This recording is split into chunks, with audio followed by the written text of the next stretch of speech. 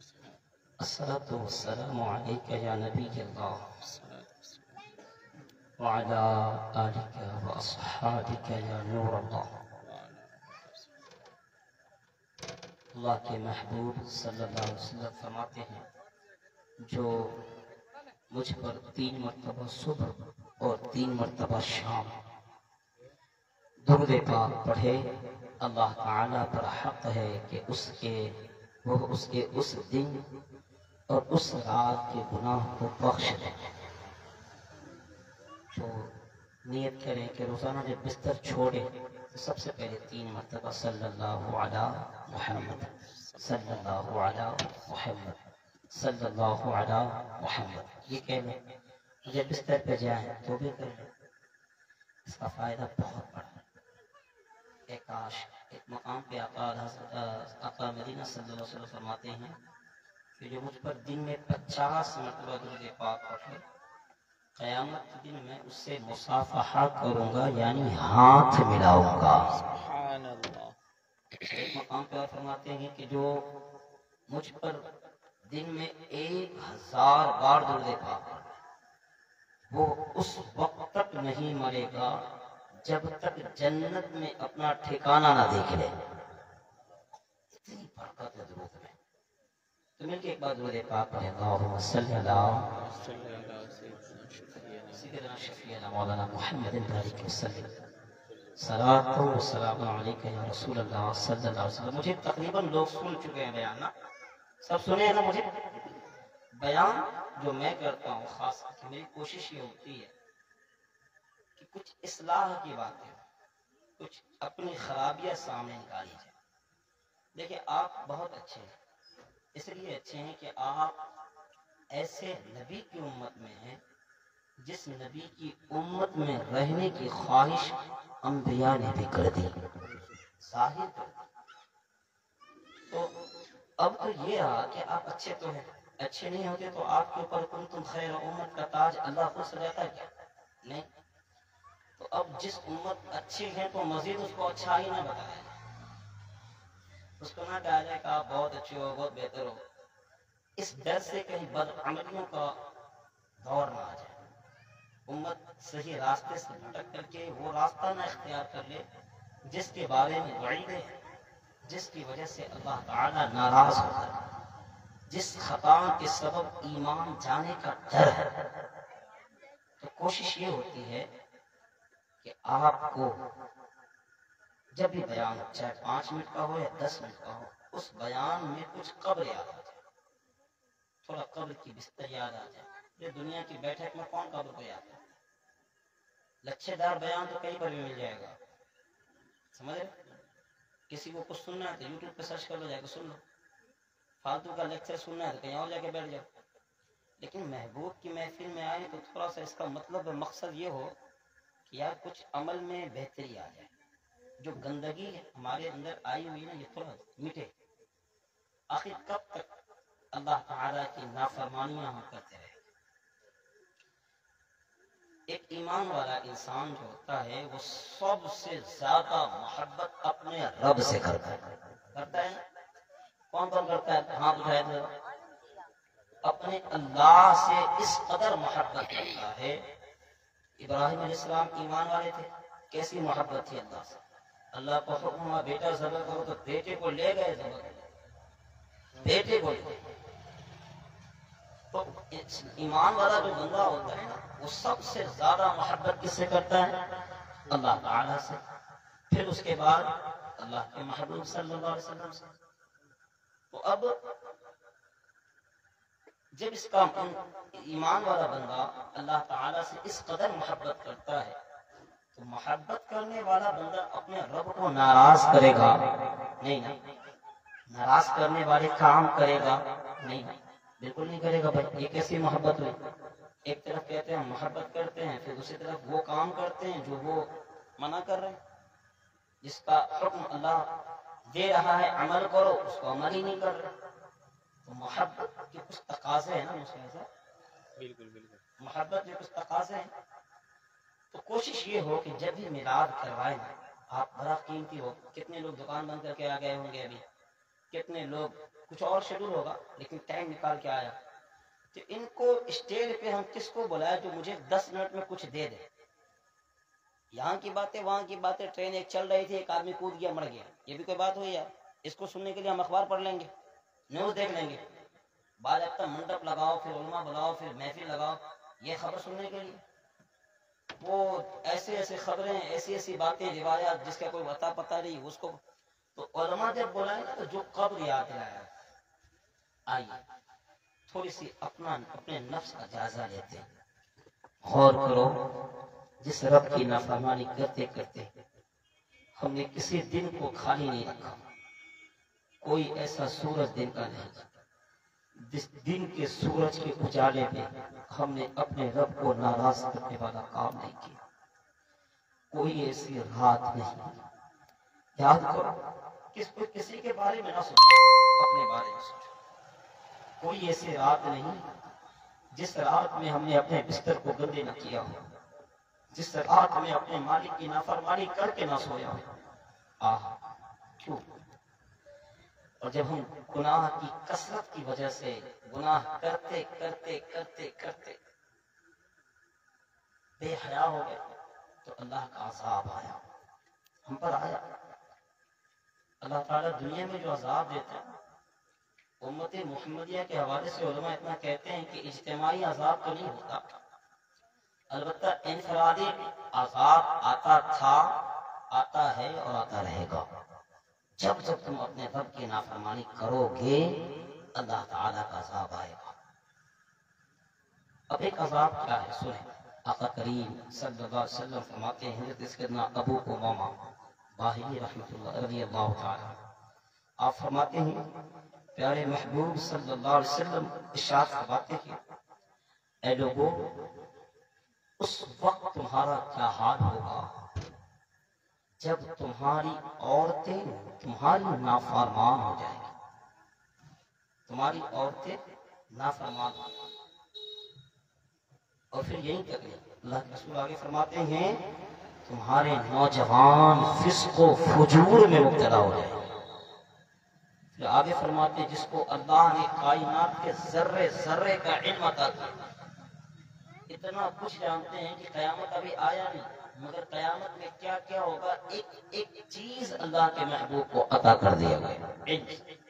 یہ ہونے والا وہ غیب کی خبر دینے والے نبی کیا کہہ رہے آگے؟ تمہاری عورتیں تمہاری نافرمان ہو جائے گی، صحابہ کرام سے کہہ رہے ہیں. اور پھر آگے کہتے ہیں تمہارے نوجوان فسق و فجور میں مبتلا ہو جائیں گے اور تم جہاد کو چھوڑ دو گے.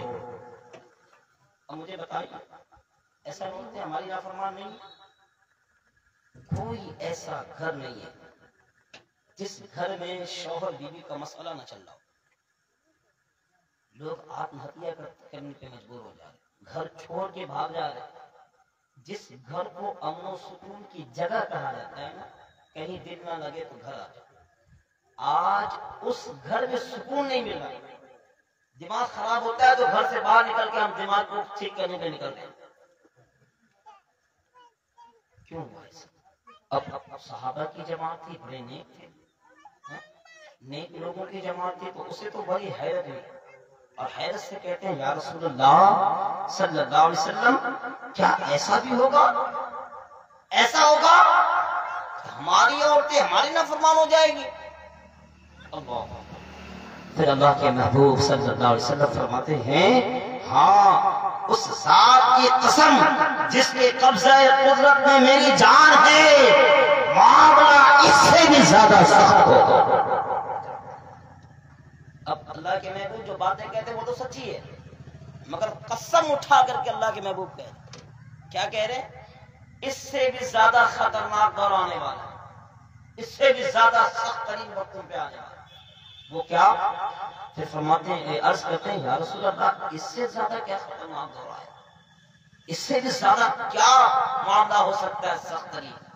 اللہ کے محبوب فرماتے ہیں اس وقت تمہارا کیا حال ہوگا جب تم نیکی کی دعوت دینا چھوڑ دو گے اور برائی سے منع نہیں کرو گے. وہ وقت یاد جب ہمارے محلے میں ایک عالم نہیں ہوتا تھا، مفتی نہیں ہوتا تھا دین کا، مگر ہوتا تھا بزرگ، داڑھی تو سفید ہے، کوئی عالم نہیں، کوئی مفتی نہیں، کوئی مولانا، کوئی امام نہیں، لیکن ہے گاؤں کا بزرگ، اور گاؤں کے نوجوان لڑکا نارمل بیڑی بھی پی رہا ہوتا تو وہ دیکھ کر کے چھپا لیتا ہے، ایسا ہوتا تھا۔ آج کیوں وہ چھپاتا کیوں؟ اس وقت میں نیکی کی دعوت دینے کا رجحان ایسا تھا کہ اس بندے کو یقین تھا کہ اگر بیڑی پیتے ہوئے مجھے بزرگ چچا دیکھ لے تو وہ کہیں گے نیکی کی دعوت دیں گے، وہ منع کریں گے، بیٹا یہ کیا کریں، کس کا بیٹا ہے، کیوں کر رہا ہے اس طرح خراب؟ لوگ ڈرتے تھے گناہ کرنے سے۔ آج کیفیت یہ ہے کہ کوئی کچھ کر لے میرا کیا جاتا ہے، ہم کون ہوتے ہیں، تو کون ہوتا ہے، بزرگ کے سامنے سے تو کون ہوتا ہے؟ صحابہ کی نیک جماعت اور حیرت ہوئی اس کی، معاملہ لمبی روایت ہے، میں جلدی لپیٹنا چاہ 10 بجے تو عرض کرتے ہیں یا رسول اللہ ایسا بھی ہوگا؟ ہاں ایسا بھی ہوگا، بلکہ پھر آگے فرماتے ہیں اللہ کے محبوب صلی اللہ علیہ وسلم قسم ہے اس ذات کی جس نے مجھے پیدا کیا اس سے زیادہ سخت ترین وقت آنے والا ہے۔ آج وہ وقت ہے، آج ہماری عورتیں نافرمان ہیں، ہمارے نوجوان فسق و فجور میں مبتلا ہے۔ ہمارے نوجوان کو کیا فرق پڑ رہا ہے کیا ہو رہا ہے، دین کا نہیں ہو رہا، اسے تو محمد عربی کا نام تک یاد نہیں ہے، اس کے باپ مر جائے تو اس کو جنازہ پڑھنے کا لور تک نہیں ہے، ڈھنگ نہیں ہے، طریقہ نہیں ہے۔ کیوں؟ فسق و فجور میں مبتلا ہے، وہ اسے کیا لینا دین سے؟ اور یہی کیفیت ہے ان لوگوں کی۔ پھر وہ جو وقت حضور نے فرمایا کہ وہ وقت آئے گا کہ تم نیکی کی دعوت دینا چھوڑ دو گے، برائی سے منع کرنا چھوڑ دو گے، تو ایسا تو ہوگا، ہم کہاں کسی کو نیکی کی دعوت دیتے ہیں، بھلا ہم کیوں دیں گے؟ ہمیں کیا فرق، ہم تو کہتے ہیں یار اپنا کرے گا اپنا دیکھے گا، نہیں ایسا نہیں ہوتا، جو کرے گا صرف وہ سزا نہیں پائے گا۔ حضرت نوح علیہ السلام کے بارے میں آتا ہے کہ آپ کی امت کے 1,00,000 لوگوں کو عذاب میں مبتلا کیا گیا۔ کتنے لاکھ لوگوں کو؟ اللہ فرماتا ہے کہ ان میں 60,000 وہ لوگ تھے جو نافرمانیاں کرتے تھے، گناہ کرتے تھے، بدکار تھے، برے عمل والے تھے، جس کو اس کی سزا مل رہی۔ پھر وہ اسلام کہتے ہیں اللہ 60 کا تو پھر سمجھ میں آ گیا کہ وہ برے کام کی جس کی اس کو سزا ملی، مگر یہ 40,000 کو کیوں سزا دے رہا، اس کی کیا غلطی ہے؟ اللہ فرماتا ہے اے نوح سنو، یہ 40,000 گناہ تو نہیں کرتے، مگر جب زمین پر میری نافرمانی کی جاتی ہے ان کے سامنے اسے کوئی فرق نہیں پڑتا، اس کے چہرے کے رنگت میں تبدیلی کر رہی ہے۔ اگر ہمارے سامنے کوئی بندہ ابھی یہاں پہ کھڑا ہو میرے ماں باپ کو گالی دینا شروع کر دے تو مجھے خوشی ہوگی، مجھے خوشی ہوگی؟ کوئی بندہ آپ کے سامنے کھڑا ہو جائے اور آپ کے ماں اماں بہن چاچا چاچی سب کو گالی دینا شروع کر دے، خوشی ہوگی؟ نہیں ہوگی، غصہ لگے گا، چہرے کی رنگ تبدیل ہوگی، برا لگے گا، مجھ سے کیوں کر رہا ہے، تو میرے ماں باپ کی نافرمانی کر رہا ہے تو چہرے میں تبدیلی تو آ رہی ہے نا۔ لیکن کھل کر کے ایک بندہ اللہ کی نافرمانی کر رہا ہے، ایک بندہ ہے صبح سے شام تک محنت کی کھل کر نافرمانی کر رہا ہے، کسے کیا فرق پڑا؟ اللہ فرمایا کہ 40,000 کو جو عذاب میں مبتلا کیا گیا وہ اس بنا پر نہیں کہ وہ بھی گناہ کرتے تھے، اس کا جرم یہ تھا کہ گناہ کو دیکھتا تھا مگر گناہ کے کام سے کسی کو روکتا نہیں، اسے کوئی فرق نہیں پڑتا۔ اللہ کے محبوب صلی اللہ علیہ وسلم فرماتے ہیں کہ جب تم کوئی برائی دیکھو، گندے کام دیکھو، وہ کام جو اللہ کی نافرمانی ہے، نہ کرنے والے کام ہے، تو اس کام کو اپنے ہاتھوں سے بدل دو، بدل دو۔ لیکن ہم کیا کرتے ہیں؟ نہیں بدلتے، طاقت ہے لیکن پھر بھی نہیں بدلتے۔ اچھا طاقت ہونے کے باوجود جو نہیں بدلتے اس کا کیا حال ہے پتہ ہے؟ ایک آخری بات سنو، یہ بتائیے یہ بات سب کو معلوم ہے نا کہ اللہ تعالیٰ نے مصطفیٰ جان رحمت صلی اللہ علیہ وسلم کو ایک چیز کا مالک بنا دیا، کائنات کے ذرے ذرے کا مالک بنا دیا، جنت کے بھی مالک اللہ کے محبوب صلی اللہ علیہ وسلم ہے۔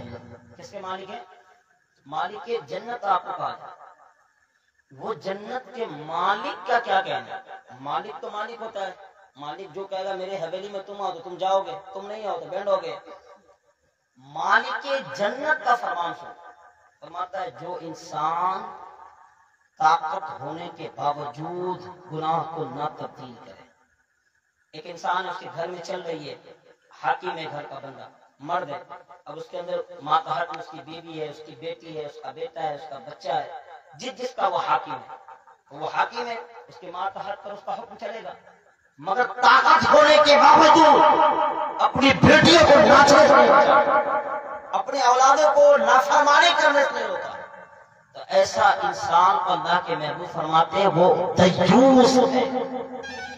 دیوس سمجھو آسان کرتا ہوں، وہ فرمایا دیوس کا مطلب وہ بھروا ہے. ایسا انسان جس کو طاقت ہے اپنی بیٹیوں کو ناچنے سے بچائے، اپنے بیٹوں کو دعوے کرنے سے بچائے. بچے تک تو ٹھیک تھا، بہت یہ کم برائی تھی کہ ہماری امت کی بیٹے ناچ رہے. ہمارا بیٹا خود کا نچنیا بنا ہوا ہے، اب تو بیٹیاں بھی ناچنا شروع کر دی، بیویاں ناچنا شروع کر دی. اسے شرم نہیں آ رہی کہ میرا بیٹا دیکھ رہا، باضابطہ ویڈیو بنا رہا. وہ جو حاکم بنایا گیا تو اس کا کام تھا روکنا، لیکن وہ بدبخت موبائل کیمرہ نکال کر کے اپنے بچیوں کے ریکارڈ کر رہا. بہت اچھا ناچی ہو، یہ شرم آ رہی. اللہ کے محبوب فرماتے ہیں ایسا انسان دیوس یعنی بھاوا ہے جو انسان طاقت ہونے کے بعد گناہ سے نہیں روکا. اور پھر آگے فرماتے ہیں یہ دیوس، سن لیے، مالک جنت کہہ رہے ہیں کہ جنت میں داخل نہیں کیا جائے گا وہ انسان جو طاقت رکھتا ہے، استطاعت ہے کہ اپنے بچوں کو، اپنے گھر والوں کو گناہوں سے بچائے، باوجود اس کے نہیں بچا بلکہ گھر والا ہی نہیں اپنے ماتحت کو گناہ سے نہ روکے. ایسا انسان دیوس ہے، وہ جنت میں داخل نہیں. ایسا اب کئی کیٹیگری ہے مولانا، یہ بتاؤ طاقت نہیں ہے تو کیا کر.